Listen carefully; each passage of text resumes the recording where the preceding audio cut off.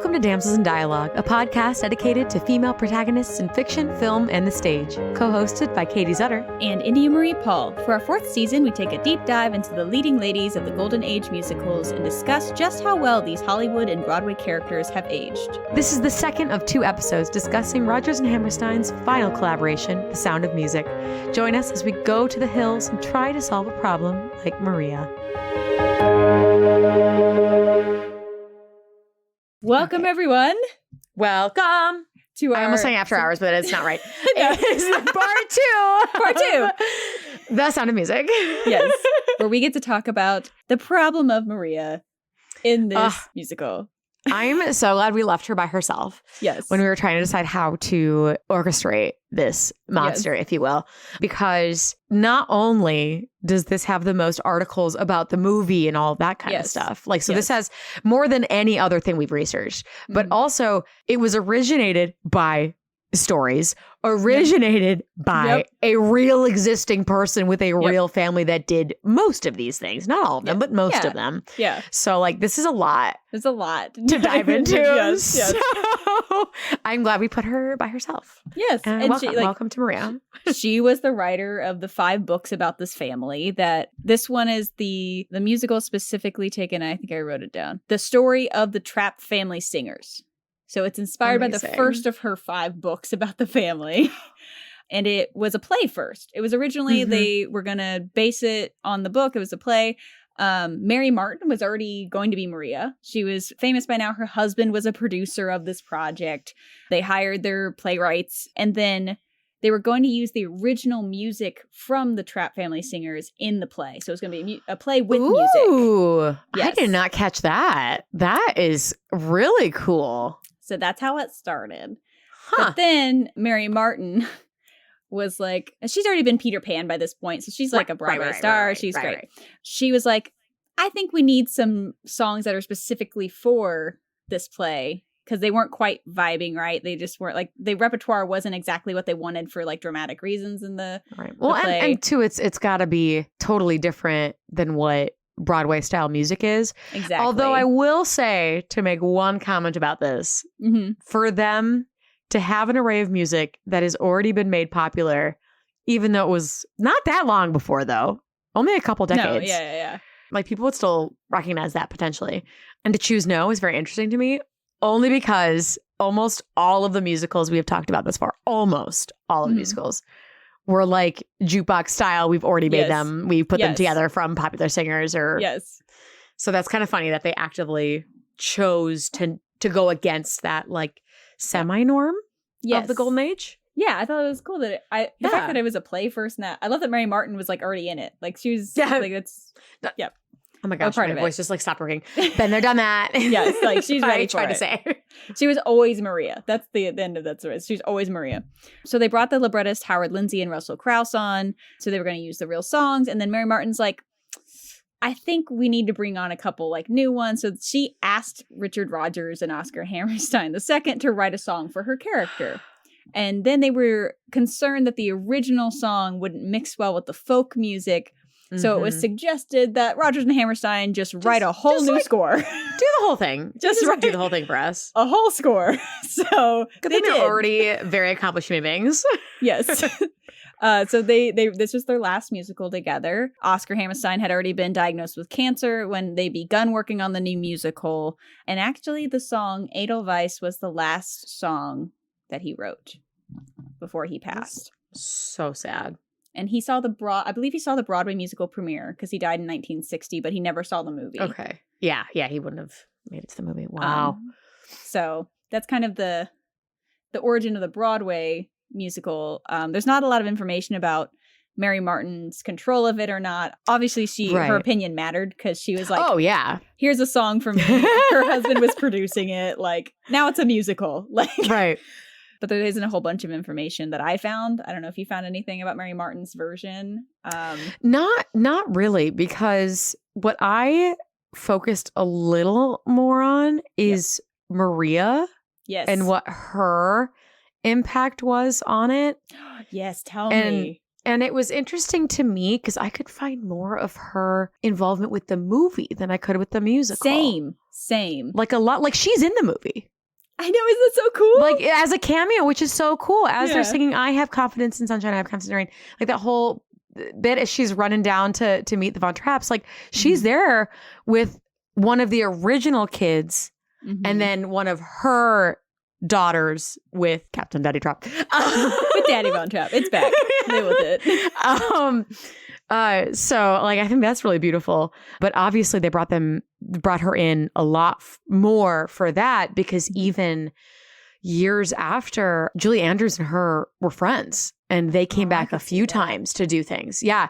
So later they actually came on and they sang Edelweiss together. Aww. And then Maria taught Julie Andrews how to yodel. Yes, I did find like that's so cool. Years later. Yeah. So like clearly, at least from Julie's side, Julie. Oh, Julie Andrews. I love her so much, Julie guys. Andrews. I love her so much. Clearly she wanted to and enjoyed doing her character work for this because she has remained friends with Maria. I couldn't find anything to that extent for the musical. And granted, I feel like that is kind of a common trend. When we talk about Kiss Me Kate, and it was like I could find nothing about them talking to the there's not a whole bunch of interviews. Very currently active couple that the whole play was written about. Yes. Like, Yes. I feel like it seems like these producers like get an idea in their head and they just kind of like run with it. Yeah. And whoever's in the room gets a say. Yeah. Is what it seems like. There's not a whole bunch of like behind this unless someone wrote an autobiography about the process. Like there's just not right. It's just hard to find stuff. Yeah. Whereas the movie, even just like the 10 years later, I could find so much more. Yeah. About that, which was really cool, and I really love that they brought her because it's her story. It is, and what I found really funny is that one of the children, Agatha, said in her, I think she wrote an autobiography, so we got a little bit of more than just Maria's feelings about stuff, was that she believed that solve a problem was the most accurate element of the show to Maria's actual character. Like how to solve a problem about Maria. Yes, because they also, along with the very typical Maria coming from the nuns and kind of not being as great of a nun as she could be. I mean, she wasn't a nun yet. She was training. But like in real life, just touching on the real Maria, her childhood was stunted. So she did not know super well how to behave and how to be warm. Yeah, it's I think it's one of the children said this. Yeah, the children, they said they were upset with the father's description, but going into it was Maria herself with her emotionally stunted upbringing who needed thawing. Johannes Von Trapp said that. Mm-hmm. Yeah, they said that she was had like a quick temper, like would have outbursts and then be super nice after. And even Maria herself was like, she was so much worse than what they made Maria of the movie. Like even in the Abbey stuff, that she was just so much worse than they made Maria in the movie, which is funny that she admits it. Oh yeah, she's very self-aware, and I love that for her. I love that for her, and I think that's why it was so successful too. Yeah, and why they felt that they were okay with changing some things and flipping things, because she is so like, yeah, that was me. Yep. Like calling herself out before anybody else does. Yeah, and I do understand how it would be really fun to see that version, like the true version of Maria. Yeah. I do understand making the story of the captain be, okay, oh, well, he has the whistle. Yes. He makes them wear sailor suits. Yes. Yeah. He has whistles for each one of them. Also true. Let's make them march in a line. He's a captain. That makes sense. And that's not actually what he did. So I understand. Like, I think it's fun. I don't mind if they flipped it to make him a little bit more, because I think it works with the character, especially since we're only getting, I know we keep saying it's a super long musical, but like in the scope of like the books that she's written about her life, this is so small. Yeah. And to be able to fit like a cohesive story into just that like 2.5 hours. I understand why. And it's very endearing to have this dad who's lost his wife and is so you get to see him change. Like it's, I mean, it actually fits perfectly well into what we have discussed in the season about what was expected of a Golden Age musical, where you have two opposing forces that come together by the end, and that's they made them on opposite sides. If we had a Maria with a higher temper and a captain with less of a temper, then what do we have to come together? You know what I mean? Like, it doesn't. Well, it'd be the same way. It's just. There's a shorter distance to go. Like, by putting her as super kind and him as super strict, you have a larger. Yeah. But we're in a world in which women are supposed to be kind. So exactly. That's where we're living. Like, she has to be the soft, gentle, and he needs to be the stern man. Yes. In this era. And in this show. So, like, yeah, there are definitely differences, but I get it. Like, I agree with you. Like, I understand why they dramatize certain things. I mean, they moved it a decade after when it actually happened, so it was right on the cusp of the war. Right. Which they still did flee. They still did do all those things, but it wasn't quite the Rolf dramatization that we get. Because once again, they're shoving a lot of stuff into 2.5 hours. Yes. Oh yeah. Like, I get it. Like, and it is based on. It is not. It's supposed to be an autobiography. It's a musical version. As we said in the last podcast, musical went really well. Ran for 3 years. Mixed reviews. There's a lot of complaints about it being the same as King and I. Yes. Which I'm like, actually, kind of. Yeah. Although significantly more appropriate. For sure. That's why it's lasted longer than King and I think. It's more popular. Yeah, The King and I has a lot of issues with it. But that's another thing we can talk about later. But yeah, that's a whole but despite that, it has like stunning music, which makes me devastated. Yeah. It's a formula though. You have the governess, you have a stern person versus someone who's trying to open mind. Yeah. Like, you have a little bit of a rivalry with a potential wife or like an actual wife. Like, there's a lot of people who are like, you've done this before. Right. Which is a little annoying because at least Maria's story is real. Yeah, it's based like King it's so funny. Is not. The only thing that's real about that is governesses were in fact sent there. Yeah. Nothing else about that is real. They like, oh shit, we did this one already, but this one's real. Like, it's Yeah. That was fictional and it was so oh gosh. Well, and it was, in all honesty, I'm not a Rodgers and Hammerstein fan.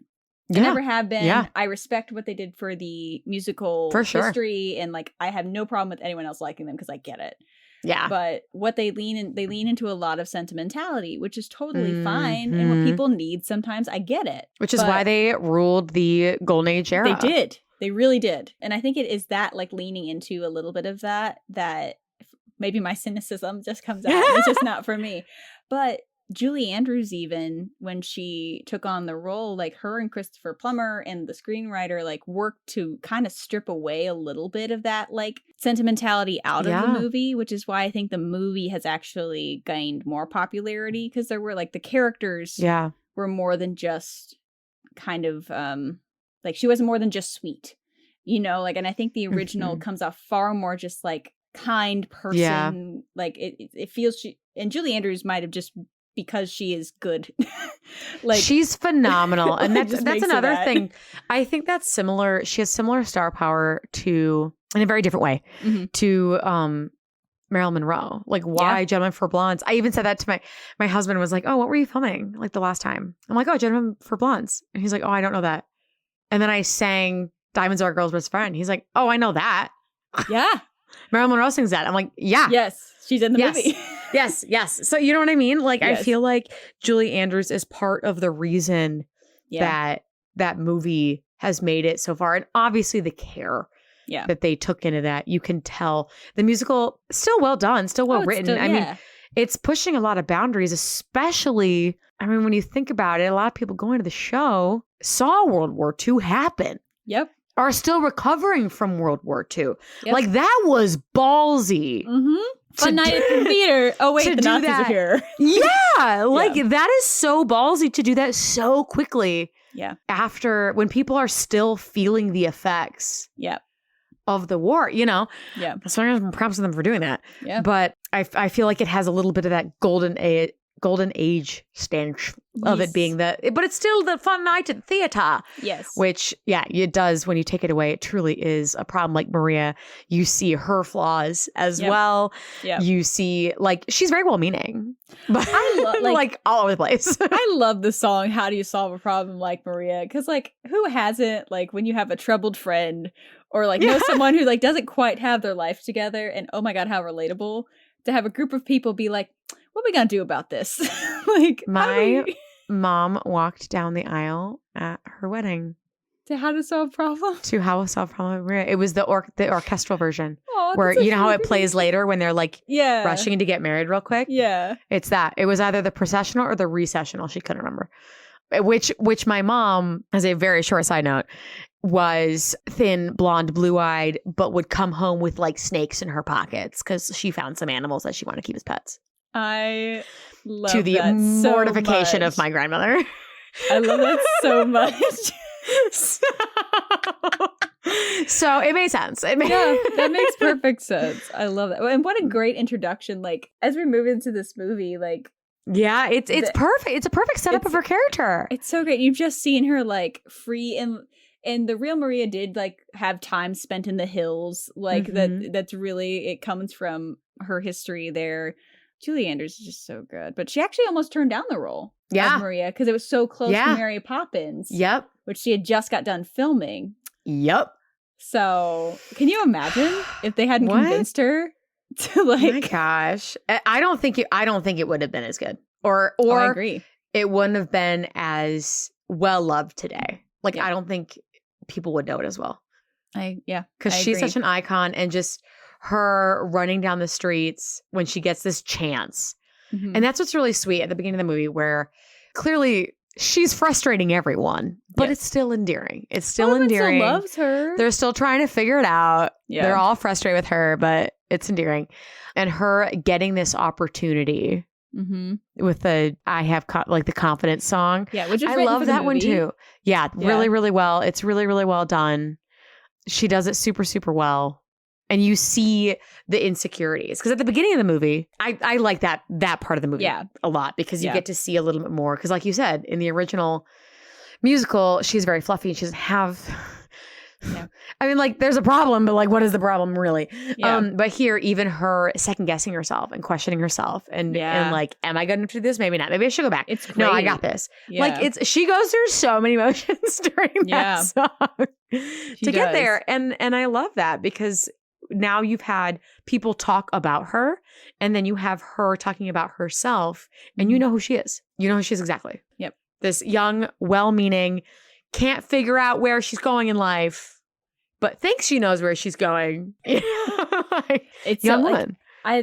Confidence, and it was such a good addition to the show. And like one of the quotes I pulled from someone's autobiography, I'm sure, was when she worked with Robert Weiss, was the director on it. There was like a first director, and then he took over and he did West Side Story. And you can definitely see similarities in cinematography in this. But she went up to him and a producer and said, how are we going to get the sugar out of this show? And I think, so she influenced a lot of the changes and tried to get it into a more, I think, grounded version of Maria. Yeah. So I love that she also had the power to like say that. Right. By this point too. And at that point, because that's Julie Andrews, right? Like at that point, she'd been My Fair Lady. I mean, like, Walt Disney was like, "I'll wait for you to do." Are you kidding? That's like the ultimate trump card. I can say whatever I want. Walt Disney postponed a movie that became a cult classic immediately, and was going to postpone it again if she had gotten Eliza Doolittle. Yes, like, are you kidding me? Yeah.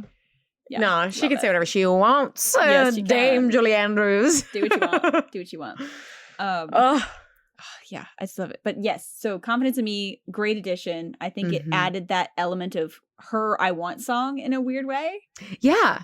Like, it kind of is like her pump. Well, well, I think it does work. I think that wording is right. It just feels weird because she doesn't know what she wants yet. Yes. And I think that's okay. Yeah.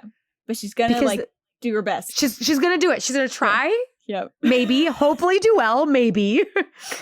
It's so charming. It's just so... Yeah, and she does a great job of making Maria the charming character that the musical wanted her to be. Yes. She's still ingenue-esque. Yes. You know, she's still pretty. She's still young. But she brings back a little more of the dirt and the meat that the original Maria had. That started inside of that. So probably Maria. Yeah. So I think that was a really good blend. Yeah.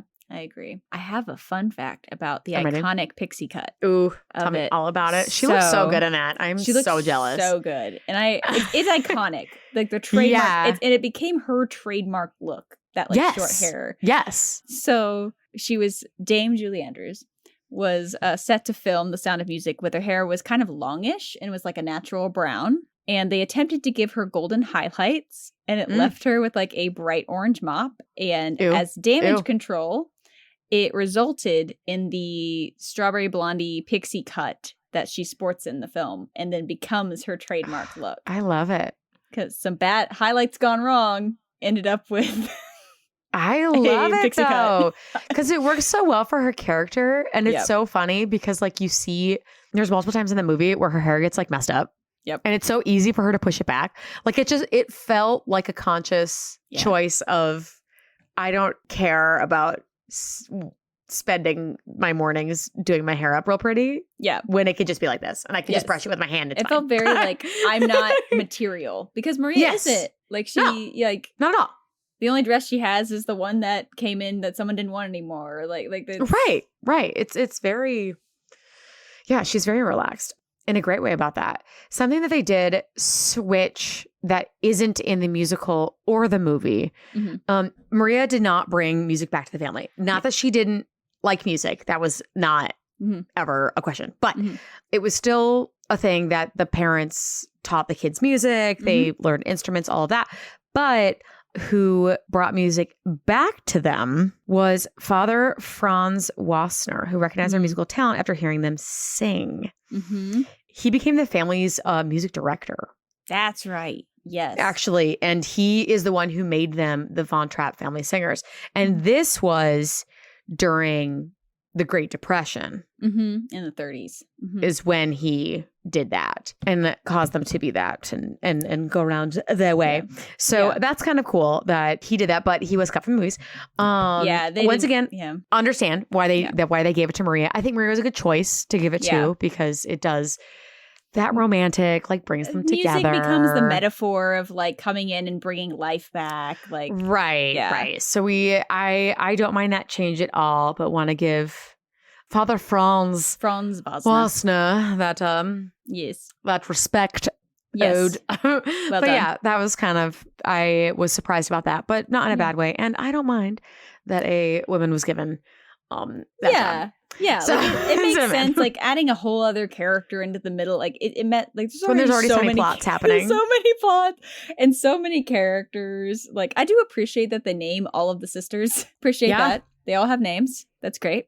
All the boys have names. Everybody has names. They all have personalities. Yeah, I do appreciate that. Was also very like towards the end of the Golden Age, like the rise of the ensemble. Yeah, having names and being important, and it carries on into like the 60s. I think is.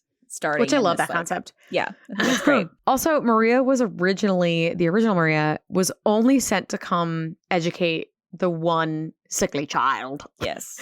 of the family, not all of them. But once again, I get it. Yeah.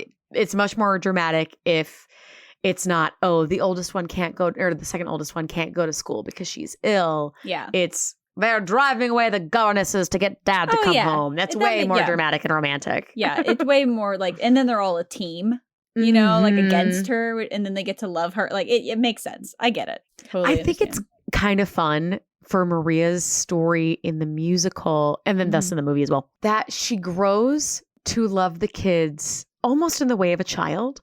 Like she connects with them first. Yes. Playing. Yes. Like it's not like, let's talk about your mom, or let's, she doesn't like, Liesl arguably would be the easiest one for her to try to reach out to first because she's only a couple years younger than her. But instead her first choice is like, what if we went out and played? And they're like, what's our play? She's like, you don't even have play clothes. I will make them for you. We're going to have so much time. Guess what dirt is? I can't wait to show you. Yes. Like, like she relates to them in the childhood she almost didn't get. Yeah. And I think that's something that surprises her a little bit. Yeah. Because I don't know if that was the intention of her to go there and like become a child again. Yeah. As opposed to becoming there and like, I'm going to be a good teacher. Like she connects them. And she wins quite a few of them over with that first display. She really does. Yeah. I like that it's not also, all of them, but not all at once. I like the growth. I think that's really Mhm. nice with her. And that actually was really historically accurate. And even more so, she fell in love with the children first and came back and wanted to stay with them. And like she's made comments in different writings and stuff about how like she eventually fell in love with Captain Von Trapp, but like that she really fell in love with the kids first. Yeah. So like all the romantic tension that she kind of has, like the dance and the outside the party and stuff, wasn't really what was happening. Right. That's the romantic drama. Or it was happening over like, I don't know what the years that were like actually supposed to be happening during this time. Exactly. So it wasn't crazy romantic things like that was Right. happening. It was she was falling in love with the children, and I think he was falling for her before she ever fell for him. Mm-hmm. Rather than it happening mutually like it does in the musical. So which I get, like it's way more fun to have that like moment where she's blushing and dancing with. And it's also kind of fun that they both don't realize it. That is sweet. Like you still get that kind of aspect of the original, of that they don't quite. They're both Von Trapp in his own way, but they're both so focused on the family aspect, the kids aspect. Yeah. That when they are pushed together and they're like, oh. Wait, what? Yeah. It's kind of funny. But I can see that too, of how that much slower happened in real life. Yes. And you love seeing her win the kids over. Yes. You love seeing that every little bit of them slowly getting to her side. And last but not least, Liesel, coming over and them performing music together and getting into it is, I don't know. I feel at least, my opinions, I appreciated that more and felt that more than her getting with him. Yeah. Still great. Glad that they made that romantic. Glad that it was very consensual, because it could be weird. They are very different ages. They're very 25 years different. Yes. Like that is huge. So I do appreciate that it is super, super mutual. Like Liesel and Rolf kiss way before they ever do.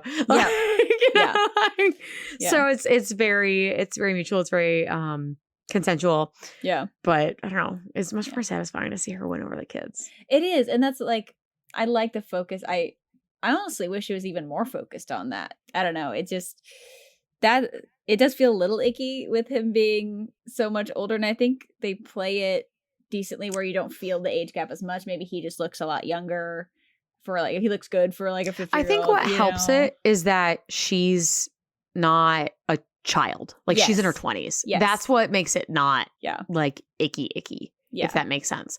It's nothing ever, at least in our term of the word, like nothing illegal happened. Nothing illegal happened. And like, it's still weird for like the guy to fall in love with the governess. Like that's the bit, the nanny situation, but like, it's what happened. So I can't that's be a like really popular trope. Yeah. I can't be like, man, you're just using tropes. It's like, oh, but it happened. Like, no, but it was real. It was real and it did happen. So like, I can't be mad at it. Like they were just following what was going on. I will say one of my favorite Maria moments in the beginning is one of the only times you get to see her be really like, not like sweetly subtextual. Is the guilt trip that she gives them at the table for that frog. Oh my gosh. Oh my goodness. That is like one of the only times that you see her be dripping with like, it was so nice of you to welcome me. Like that guilt trip was so well done. And she doesn't really do that again. Like she's not someone who guilt trips them. No. But like that moment is it's beautiful. Crying. In the middle of dinner. Well, I think too, like they're expecting another old lady who's gonna jump and be scared of this frog. Yep. Not some 20-year-old who's like, she probably put one of those in Mother Abbess's bed when she was a kid. And didn't tell their dad on them, didn't yell at them, just guilted them so hard. Much like when Liesel comes in, does she tell dad? No. Nope. I think she actively makes a point to say that she won't tell him. Yep. And doesn't question her at all. Yep. Like, they do have a little conversation later, but like in the moment, it's like, nah, get in here. Yeah. Put on my bathrobe. So, don't be wet. Yeah, she's their friend first. And it's set up where like she's against him because the whistle thing freaks her out. And she's like horrified by like what's going on. So, like the crazy structure and the lack of, it's like the lack of love. Like, she's very concerned. She's like, you don't hug your kids. You know? Yes, like, exactly. Like that kind of thing she was super worried about. Yeah. Which, yeah, like I get it. I'm assuming she's going off of what she would want. Yeah. You know? And she does. I do like in this one, they do change for the better, not in a drastic way. Yeah. I think her change is more her discovery of figuring out where she wants to be in life. Yeah. And how very opposing to Elsa is she wants to be a mother. So much so that she marries into this family who she loves. She loves all of them, obviously. Yes. But not only does she take all his 7 kids, but they have 3 more. Yeah. Like, she has 10 children because she loves, that's what she wanted to do. Yeah. She just wanted to be with them. And that's really sweet. And I think at the time period that it came out, I could see why the movie was incredibly popular. Yeah. Because I don't think the movie is propaganda, but I could see people taking it and being like, see, look, the woman found their place at home and it was wonderful. You know? This would be the first like mom we've talked about, like maternal character being a part of the plot. Yeah. And I love that for her. That's what she wants. And it's what she gets. And it's kind of great because you see her discover like, okay, but this problem like Maria maybe isn't a problem because this silly wild energy can be directed to these kids who need that. Yeah.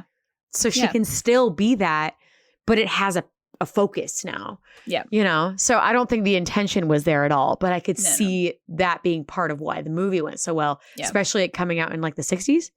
Yes. Right? When that kind of like, we're going to stay at home and be a housewife, right? Yep. So I could see maybe the media enjoying that a lot, but I don't think that was the intention at all. Yeah. I think it's just a woman finding her joy in having a family, and that is really wholesome and really sweet. Yeah, and that's nice to tell those stories too. Like, I think that's great. And it's needed. They're women that need to be represented. 100%. And like, we don't get to talk about many mothers and children. Like, it's a lot to put children in a show. So the choice of putting that many. Yes, and that young. Like Liesl can be a 20-year-old. Yes. You can feasibly be 20 and play Liesl on Broadway and no one would second guess you. Gretel cannot. Gretel can be like 10. That's like probably the limit because of how many kids there are in the different ages. Yeah, because not only do you have to like find one, but you have to find ones that fit together in a way that makes sense. Yes, and multiple copies because they can't go because of contract things. Yes. They can't go on multiple nights a week. It's just a wild time. So for them to commit to that and give them all, I mean, they all have lines. Yeah. They got scenes. They all have lines. They all have moments. They all, it's not just like, I don't know, we have that whole song. Yep. And they have multiple songs they sing together, but they have a song with solos. Yeah. And the kids sang for themselves. People, like, there's been rumors about like that. Like the kids actually did sing for themselves in the movie. Yeah. There's Captain Daddy Von Trapp dubbed. Yo, for sure. For sure he's dubbed. Mother Abbess, I believe, is dubbed as well. Yeah, they ended up dubbing. I think they tried to let her sing it, and then they ended up dubbing it because Climb Every Mountain was just too hard. Climb Every Mountain, I feel like it's tricky because it's kind of that, it's very golden age. This is sound weird. It's very golden age in that it verges on operatic. Like when I tell you that Cole Porter is the odd man out in the golden age, that is not an exaggeration. Like his music was very different compared to what most golden age musicals were. Yeah. Like Climb Every Mountain can be done very musical theater-y, but it's just not going to hit the same as like a classically trained opera singer. That's going to hit way better and it's going to be more powerful. Agreed. So I'm unsurprised by that. She tried. It was too much. Great dubbing. So we still have dubbing going on. I will say, this is my random Marnie Nixon, who we have talked about multiple times. She back, and she has a face. An icon. She is in this movie. She is Sister Sophia. She is Sister Sophia. Big screen. Big screen, babe. She finally gets to have a face and be in the movie and doesn't dub for anyone. She gets to be in it and do it. Yeah. We love that for her. Yeah. And they actually were worried this is a Julie Andrews tie-in. So the producers were a little worried about Andrews' reaction to Nixon being on set because she dubbed for Audrey Hepburn's vocals in My Fair Lady, in which people like to make that whole drama about Julie Andrews not being in My Fair Lady. But no, Julie Andrews is a saint. Yeah. When she first saw her, she went, "Marnie, I'm a fan of yours," and went up to her and are you worried about she's Julie a queen? Andrews? Are you kidding? Julie Andrews? Yeah. The unproblematic queen? Yeah. Are you kidding me? Absolutely not. We love her. Great. We love her so much. Yeah. But Maria, sorry, side tangent. Oh yeah, no, we're fine. Sorry, we just love her so much. Yeah. No, but I think that I don't know. She's such a part of what the Maria that everybody knows, how sweet and caring she is, really fed into that, and her youthful energy. I understand why the same person who played Peter Pan. Yeah. Also was cast as Maria in the original Broadway show. It makes perfect sense. It does. You have to have that energy. You have to be able to run around. You have to be able to do all of that. Yeah. And then look good enough in a dress for someone to be like, maybe. Yeah. So, like an infectious energy that you can't help but walk behind her in a line and sing Do Re Mi or something, you know? Right.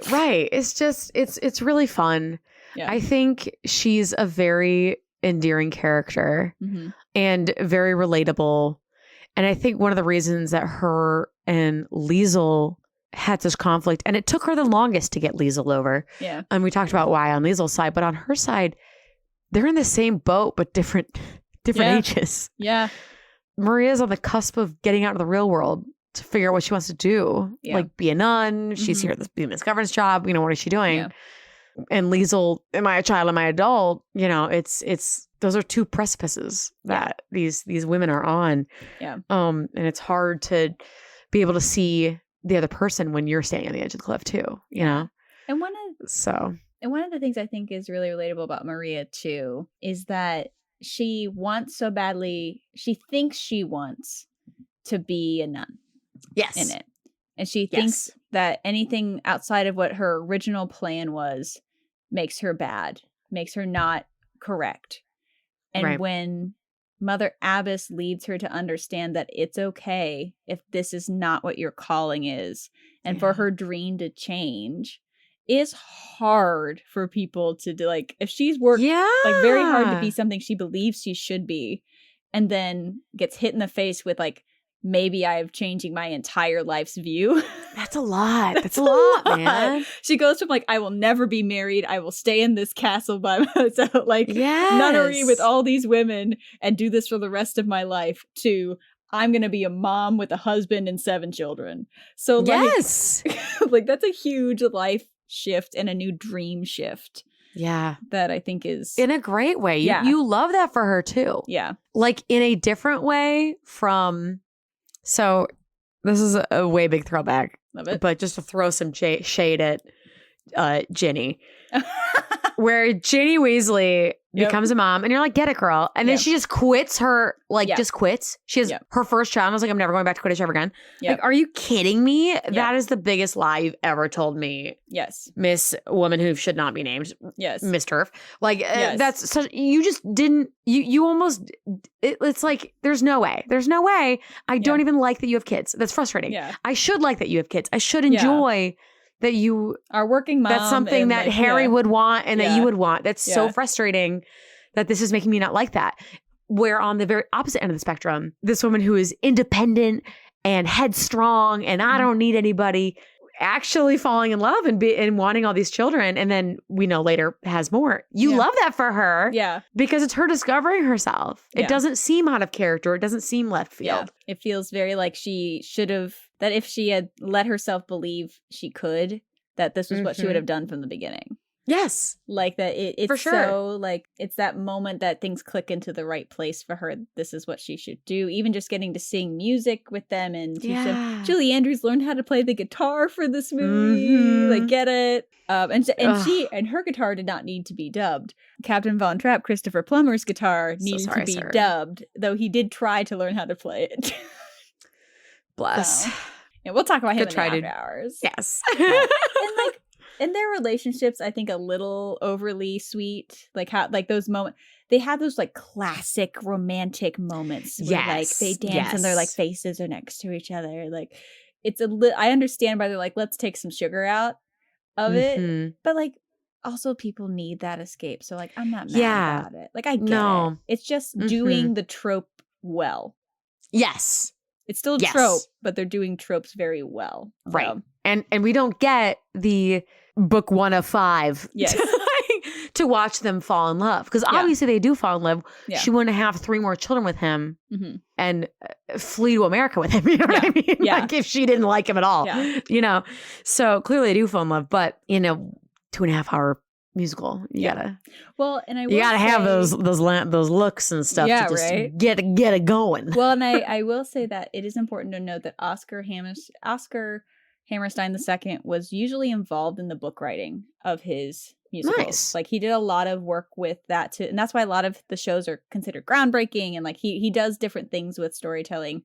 But in this, the playwrights were already brought in. So they got to handle the entire book. True. And he did not get to help write the book of this musical. Interesting. So some of the reactions to the like, well, this is just standard like formula of like, here's how you do these structure. Like it's a formula this fits into really. Maybe due to the fact that Hammerstein was not involved in the book writing at all. And it was playwrights who like knew that this works. And it is structured well. All the plots come together well. Yes. It is very well written. There are no loose ends. Yeah. But it's not surprising. Honestly, shocking. Yeah, you're not like thrown. Like Rolf are the biggest moments. Yeah, that's the biggest like, yeah. But nothing is overly like, wow, did they just do that? Like it's it fits into the formula, which is also comfortable. That's why I think it's easy for people to like, they have the Hollywood Bowl sing along like every year. Right.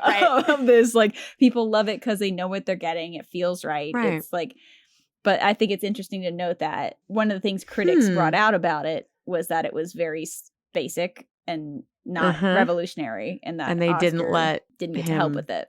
Yeah. And maybe who knows what it would have been if he. I don't know. He would have made it a little darker or if it would have, like, we'll see. That's so interesting. Yeah. Huh. I love the scene with her and Mother Abbess.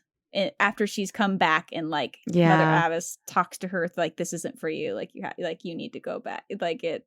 Right. I think that's really beautiful to have that she has that guidance. And then to come back and that's why I like the musical of Elsa better and for Maria, because then she comes back and gets rather than there being like that weird like middle time. There's no weird middle time. It's Elsa's just like I'm gonna politely step out before this happens. Get petty. But then so you have that little bit of like drama and tension. Like you have the beautiful exit scene that they write into Elsa where she's word vomiting wedding stuff that he's not listening to because he's watching Maria in that blue dress by the water. Why is she wandering by the water? No one knows, but wow, is it pretty. Yep. I love that dress. It's so pretty. In the movie. Oh gosh.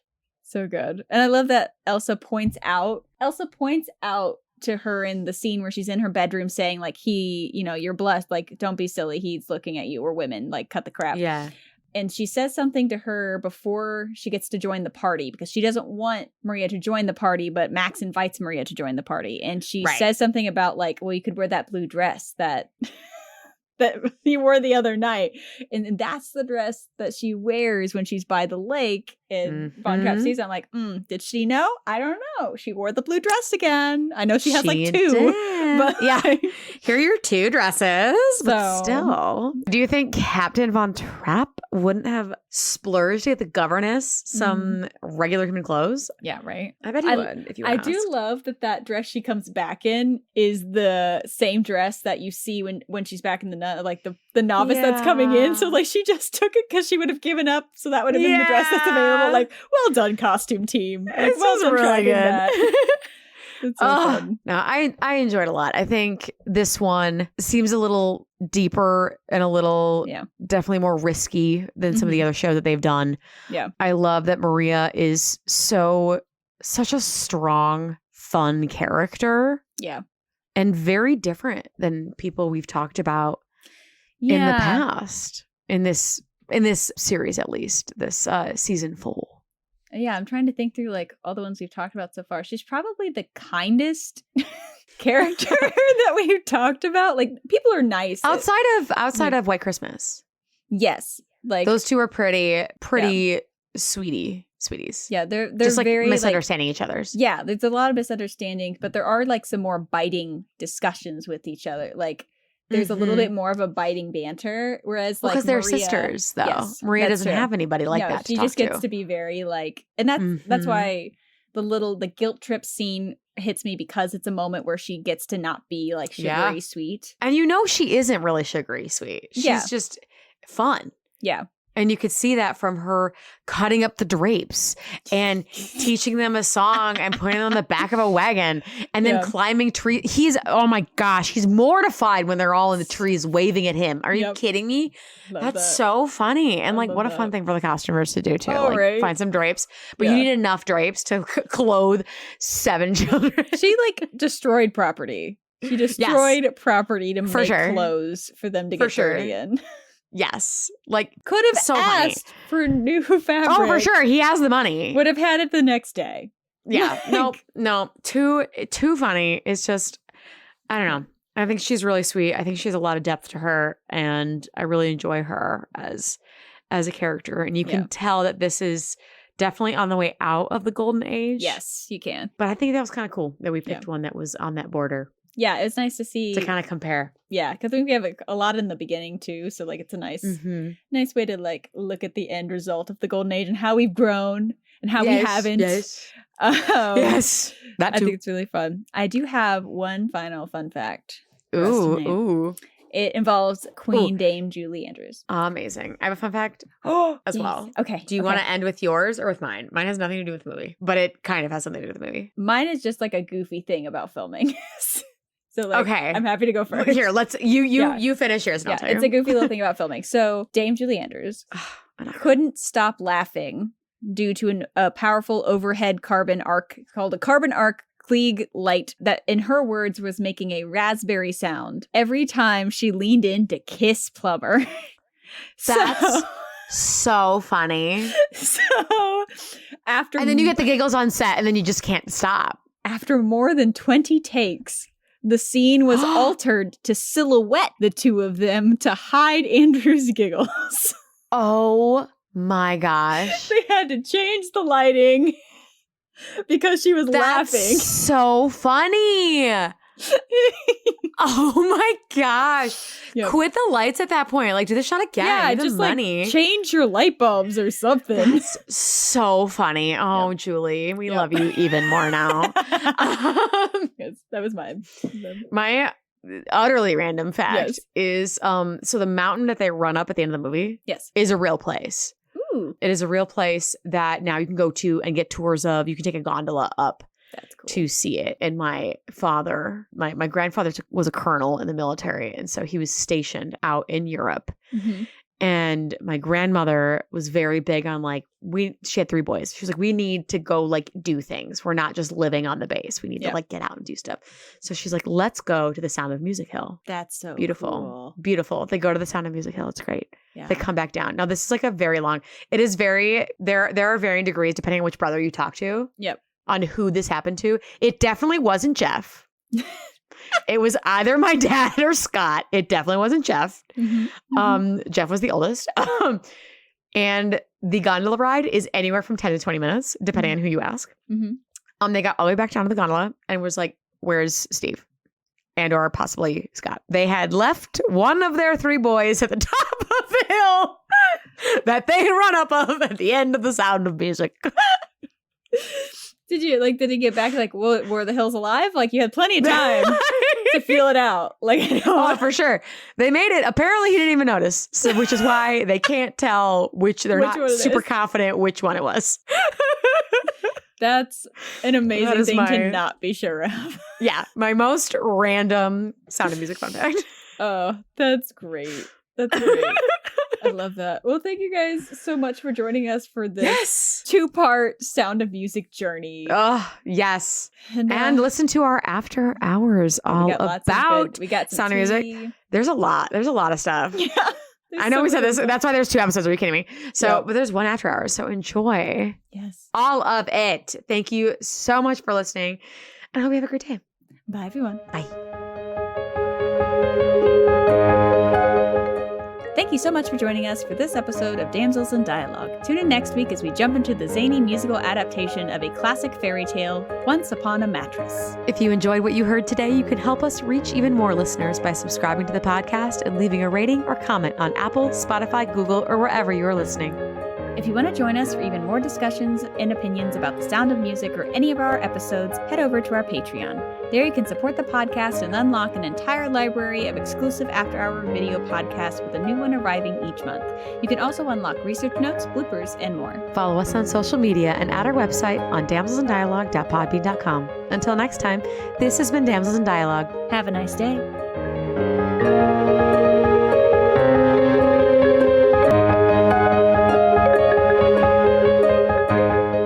This podcast episode is sponsored by Royal Princess Parties LLC and is produced by Hello Author Audio, part of Hello Author Productions.